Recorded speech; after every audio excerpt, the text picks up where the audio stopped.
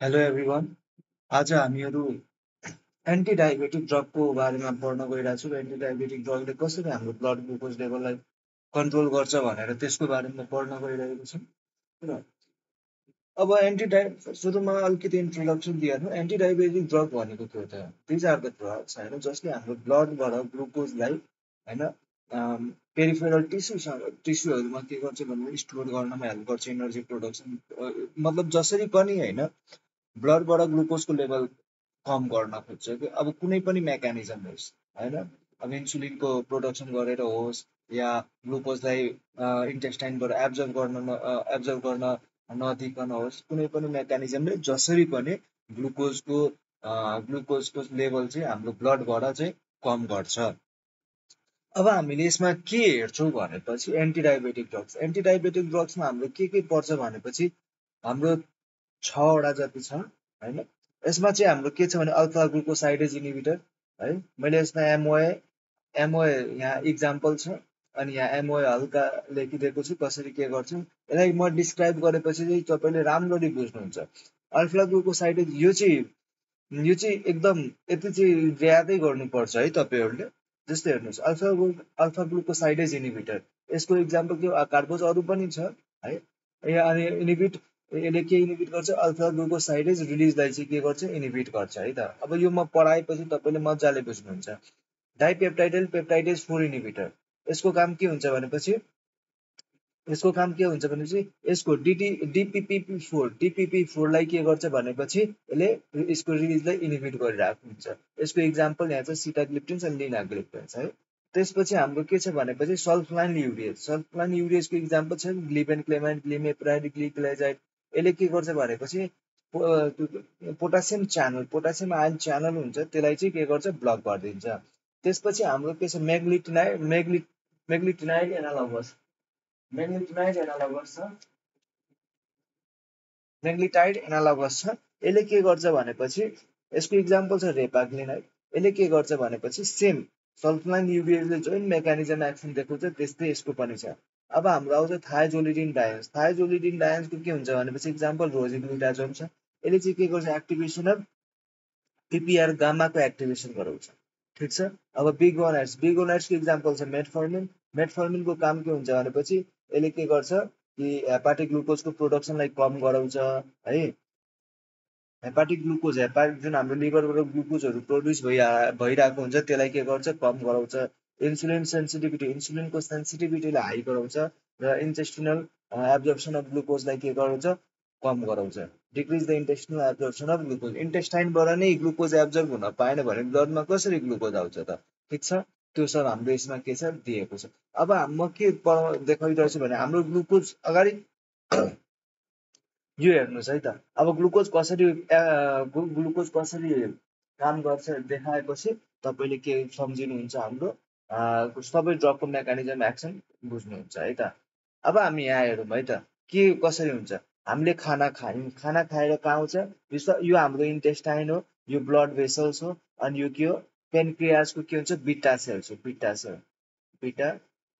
Pancreas. किनकि के हुन्छ भनेपछि बिटा सेलबाटै त हाम्रो इन्सुलिन निस्किने हो कि होइन? अब हेर्नुहोस् है त, यहाँ के हुन्छ भनेपछि यहाँबाट इन्टेस्टाइन आयो, इन्टेस्टाइनले के गर्छ भनेपछि होइन यहाँबाट फुड आउँछ यसरी फुड आयो, फुड हामीले खाना खान्छौँ। खानापछि त्यो फुडमा के हुन्छ? ग्लुकोज हुन्छ नि त अभियसली। त्यो फुडमा ग्लुकोज हुन्छ कम्प्लेक्स फर्ममा के हुन्छ?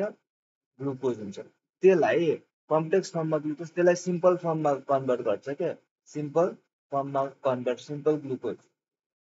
सिम्पल ग्लुकोजमा केले कन्भर्ट गर्छ? अल्फा ग्लुकोसाइडेजले के गर्छ भनेपछि सिम्पल फर्ममा कन्भर्ट हुन्छ। अब हाम्रो ग्लुकोज के हुन्छ? ग्लुकोज एकचोटि ठुलो फर्ममा त हुँदैन नि त, एब्जर्ब हुनको लागि त सानो फर्ममा आउनु पर्यो। सपोज यो हाम्रो के हुन्छ? ग्लुकोज भयो। अब ग्लुकोज के हुन्छ भनेपछि इन्टेस्टाइनबाट के हुन्छ? एब्जर्ब भएपछि यो एक्स्ट्रा सेलुलर स्पेस हुँदै कहाँ जान्छ? ब्लडमा जान्छ। ब्लडबाट के हुन्छ भनेपछि फेरि ब्लडबाट ग्लुकोज यो ट्रान्सफर भएर कहाँ जान्छ? यो यहाँबाट कहाँ जान्छ भनेपछि सिधै यहाँ पेनक्रियाज हुँदै कहाँ जान्छ? बिटा सेल्सबाट क्या हुन्छ ब्लुटुथ ट्रान्सपोर्टर हुन्छ कि ग्लुकोजलाई ट्रान्सपोर्ट गर्ने ब्लुटुथ ट्रान्सपोर्टर हुन्छ। त्यसले के गर्छ भनेपछि ग्लुकोजलाई यहाँ इन्ट्री दिन्छ बिटा सेल्समा। यति बुझ्नुभयो कि भएन? यो हाम्रो ग्लुकोज हो, ठिक छ। यो हाम्रो के ग्लुकोज हो। ग्लुकोज कहाँ हुँदै ब्लड हुँदै ब्लड भेसल्स हुँदै ग्लुकोज सुरुमा एब्जर्ब भयो ब्लडमा, ब्लडबाट कहाँ गयो पेनक्रियाजबाट हुँदै बिटा सेल्समा गयो, ठिक छ।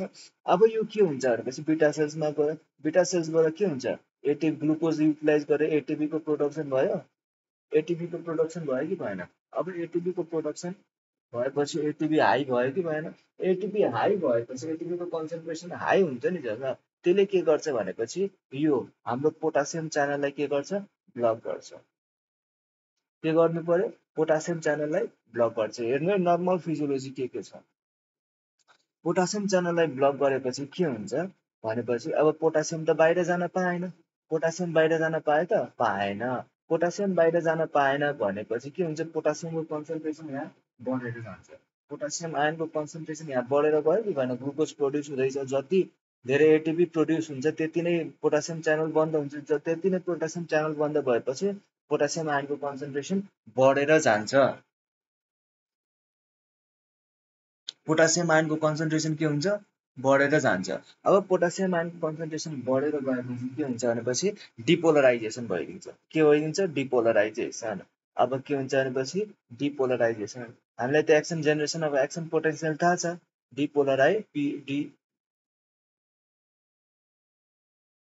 डिपोलराइजेसन भइदिन्छ। डिपोलराइजेसन भएपछि के हुन्छ भनेपछि क्याल्सियमको इन्फ्लक्स अफ क्याल्सियम हुन थाल्छ। यहाँबाट के हुन्छ भनेपछि क्याल्सियमको इन्ट्री हुन थाल्छ। क्याल्सियम प्लस 2 क्याल्सियम आयनको इन्ट्री हुन थालेपछि के हुन्छ भनेपछि यहाँबाट चाहिँ अब हामीलाई थाहा छ नि त जस्तो न्युरो ट्रान्समिटरको रिलिज कसरी हुन्छ भनेपछि भित्रपछि हाम्रो के हुन्छ जेनेरेसन अफ एक्सन पोटेन्सियल डिपोलराइजेसन हो कि होइन। त्यसपछि न्युरोनबाट के हुन्छ हामीलाई याद छ भनेपछि याद छ कि छैन हामीलाई होइन। यो हेर्नुहोस् त यहाँ के हुन्छ भनेपछि सिनाप्टिक भेसिकल्सको म कुरा गर्छु। यहाँ यसरी थियो अनि त्यसपछि के हुन्छ यहाँबाट क्याल्सियमको इन्फ्लक्स हुन्छ। क्याल्सियमको इन्फ्लक्स भएपछि के हुन्छ भनेपछि न्युरो ट्रान्समिटरहरू के हुन्छ न्युरो ट्रान्समिटर क्याल्सियमले के गर्छ न्युरो ट्रान्समिटरलाई होइन टर्मिनल उसमा पठाउँछ यो मेम्ब्रेनमा। त्यसपछि मेम्ब्रेनबाट के हुन्छ एक्जोसाइटोसिस भएर हाम्रो के हुन्छ एक्जोसाइटिस भएर न्युरो ट्रान्समिटरको रिलिज हुन्थ्यो यहाँ चाहिँ। तर यहाँ के हुन्छ भनेपछि हाम्रो जुन इन्सुलिनको भेसिकल्सहरूमा इन्सुलिनहरू त भेसिकल्समा बसेको हुन्छ। यो क्याल्सियमले के गर्छ भनेपछि यिनीहरूलाई मेम्ब्रेनतिर पठाउँछ। मेम्ब्रेनतिर पठाएपछि के हुन्छ भनेपछि यिनीहरूको एक्जोसाइटोसिस भइदिन्छ। एक्जोसाइटोसिस भएपछि हाम्रो के हुन्छ इन्सुलिन रिलिज हुन्छ।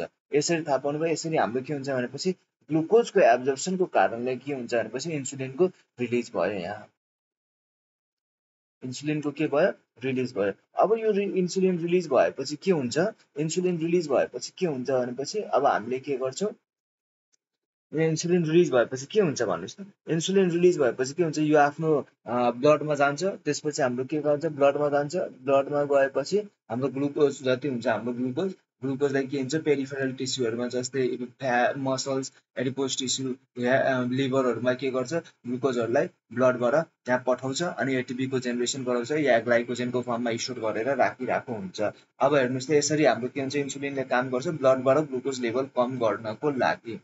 अब हामीले के पढ्छौँ भनेपछि अब हेर्नु यहाँ कुन इन्जाइम काम लाग्छ अल्फा ग्लुकोसाइडेज इन्हिबिटर हो अनि यहाँ पोटासियम च्यानल छ, ठिक छ। यो पनि याद राख्नु होला। अब हामीले के गर्छौँ भनेपछि यो जुन यहाँ हाम्रो इन्टेस्टाइनमा के हुन्छ भने नि इन्टेस्टाइनमा के हुन्छ ब्रस बोर्डर सेल्सहरू पनि त हुन्छ नि त होइन। यो ब्रस बोर्डर सेल्सहरू छ। सपोज यो हाम्रो के हुन्छ इन्टेस्टाइनको ब्रस बोर्डर सेल्स यसलाई पढाउनु पर्ने थियो। यो इन्टेस्टाइनको ब्रस बोर्डर सेल छ। यिनीहरूले के रिलिज गर्छ भने इन्क्रेटिन्स रिलिज गरिरहेको हुन्छ। के रिलिज गरिरहेको हुन्छ INCRETINS इन्क्रेटिन्सहरू रिलिज गरिरहेको हुन्छ।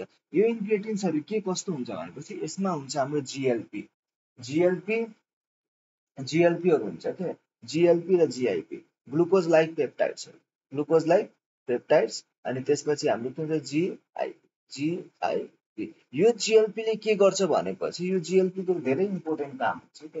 यसले के गर्छ भनेपछि डिक्रिज ग्लुकागोन लेभल ग्लुकागोनको लेभललाई के गर्छ डिक्रिज गराउँछ। त्यसपछि के हुन्छ भनेपछि gastric increase GASTRC gastric इम्पिटिङ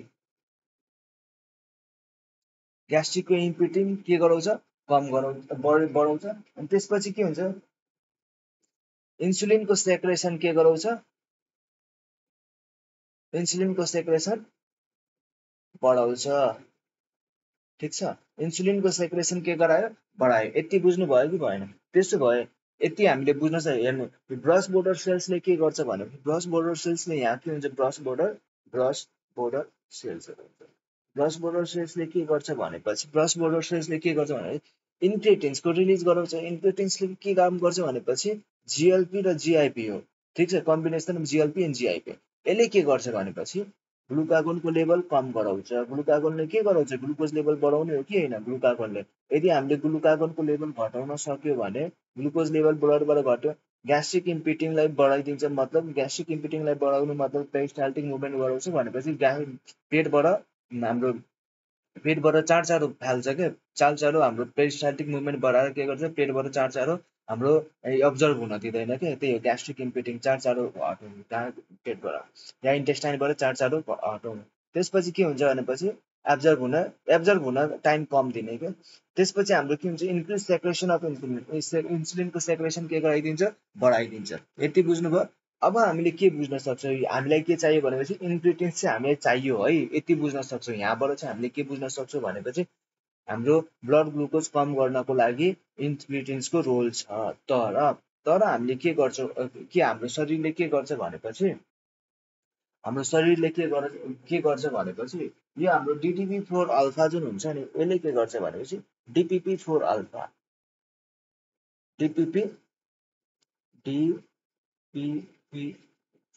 DPP-4 जुन हुन्छ नि, DPP-4ले यसलाई के गर्छ, डिग्रेड गर्छ। यति बुझ्नु भयो कि भएन? DPP-4ले के गर्छ भनेपछि यो इन्क्रेटिन्सलाई के गरिदिन्छ, डिग्रेड गरिदिन्छ। यति बुझ्नुभयो? बुझिराख्नु है त, यतिसम्म त बुझ्नुभयो होला पक्कै पनि। ब्रस बोर्डर सेल्सले इन्क्रेटिन्सलाई रिलिज गराउँछ। इन्क्रेटिन्सले के गर्छ, incretins is the combination of glucose like peptides and जिआइपी।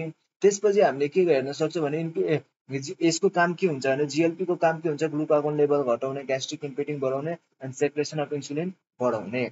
अब हामीले के गर्छ भने यसलाई चाहिँ हामीलाई ब्लड ग्लुकोज लेभल कम गर्नको लागि इन्क्रेटिन्सको इम्पोर्टेन्ट रोल छ।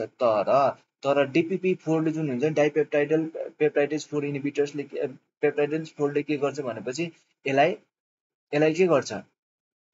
के गर्छ भने डिग्रेड गरिदिन्छ। यदि यसलाई डिग्रेड गर्यो भने के हुन्छ, हाम्रो ब्लड ग्लुकोज लेभल बढेर जान्छ। यति त पक्कै पनि बुझ्नुभयो होला तपाईँहरूले।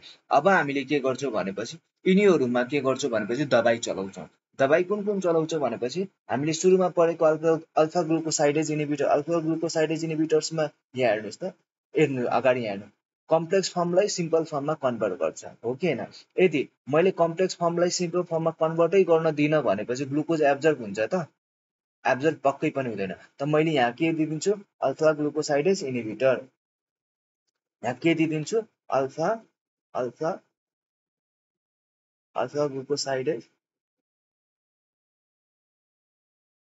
ग्लुकोसाइडेज। अब यसमा अल्फा ग्लुकोसाइडेजमा इन्हिबिटर्समा हाम्रो धेरै पर्छ। हामी ड्रगहरूको मैले अगाडि नै भनिदिइसकेको छु। अब हेर्नुहोस् है त, एउटा यहाँबाट हामीले यो मेकानिजमबाट पनि हामीले के गर्छौँ, ब्लड ग्लुकोज लेभललाई कम गर्न सक्छौँ। अब यहाँ हेर्नुहोस् त, पोटासियम च्यानल यहाँ के भएको थियो, यति यहाँ बुझ्नुहोस् त। यहाँ के भएको थियो भने यहाँ ग्लुकोज आउँछ, एटिपी प्रोडक्सन हुन्छ। एटिपी हाई भयो भने के हुन्छ, ब्लक र पोटासियम च्यानल ब्लक हुन्थ्यो। त्यसपछि के हुन्छ, यहाँ पोटासियमको कन्सन्ट्रेसन बढ्थ्यो, डिपोलराइजेसन हुन्थ्यो, अनि यहाँबाट के हुन्थ्यो, इन्सुलिनको रिलिज हुन्थ्यो। यति हो कि होइन? तर यदि मैले यो पोटासियम च्यानललाई कुनै पनि दबाई दिएर, कुनै पनि ड्रग दिएर पोटासियम च्यानललाई ब्लक गर्न सक्यो भने, पोटासियम च्यानललाई ब्लक गर्न सक्यो भने यहाँ के हुन्छ, इन्सुलिनको रिलिज गर्न सक्यो कि सकेन? त हाम्रो के छ, यहाँ चाहिँ हाम्रो कुन ड्रग युज हुन्छ भनेपछि सल्फोनाइल युरिएज प्लस मेग्लिटिनाइड। ठिक छ, मेग्लिटिनाइड, सल्फोनाइल युरिएज एन्ड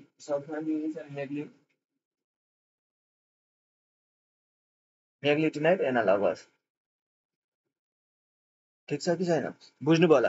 पोटासियम च्यानललाई ब्लक भयो, हाम्रो मेन इन्टेन्सन के हो, पोटासियम च्यानललाई ब्लक गर्ने। यहाँ पोटासियम च्यानललाई ब्लक गर्यो भने के हुन्छ, यहाँ पोटासियम आयनको कन्सन्ट्रेसन बढेर जान्छ। पोटासियम आयनको कन्सन्ट्रेसन बढेर गयो भने डिपोलराइजेसन हुन्छ।